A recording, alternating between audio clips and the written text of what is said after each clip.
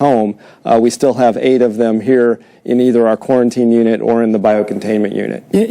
Dr. Rupp, there's been these interesting trials out of China where they have, tens of thousands of patients looking at different therapeutics. I mean, everyone's focused on the vaccine, but the idea of looking at antivirals that might be beneficial, that's obviously a big deal as well. That could really be helpful here.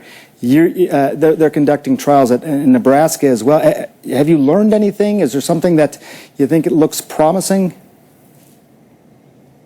Well, it's too early to say, but we're very pleased with the fact that we brought this trial on extremely quickly, along with our colleagues at the NIH, and the leader here at the University of Nebraska is Dr. Andre Khalil leading that trial. But it's a very well-designed study looking at remdesivir, which shows great promise. This is a drug that was developed and actually tested initially against Ebola virus. It was found not to be very effective against Ebola, but did seem to work against some of these coronaviruses like SARS and MERS. And so it really does seem to show some promise now with the treatment of the COVID-19. So we're very hopeful, but it's way too early to say anything. Carl, I understand you've actually been receiving threats. I mean, one wants to think that everybody is sympathetic and understanding you've done nothing wrong in all of this. What kind of threats have you been receiving? It's run the gamut, and it's unfortunate. My wife returned home to Santa Clarita. We own the local radio station there, and 95% of the people are wonderful, but a number of them just don't want to be near her. She's decided to lay low. She is going to work every day and then just going home, staying out of the public. But it has not been a pretty sight.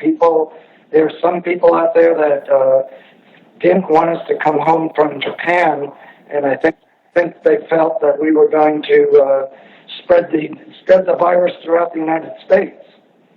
The folks here in Omaha have been fantastic, and boy, if we could be treated anywhere in the world, this is the place to be, and in terms of being safe and contained, this is the spot.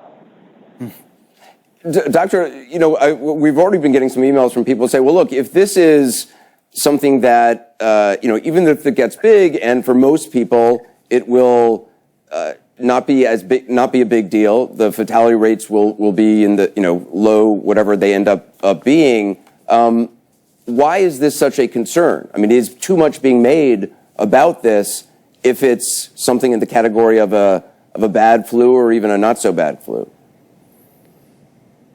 Well, I think that there's a number of ways that this can be looked at, and I do agree that we need to take a collective deep breath and realize that this is not some existential threat against mankind, and, a quarter to a third of us are not going to die in the next year like we had in the Black Death in Europe in the Middle Ages. Having said that, this is a very serious event and one that we need to take seriously and prepare for and do everything we can to try to blunt the spread of this pandemic. So, this is a virus that appears to spread a lot like the flu, and so it is spread by droplets, people coughing and sneezing and touching objects and then inoculating themselves.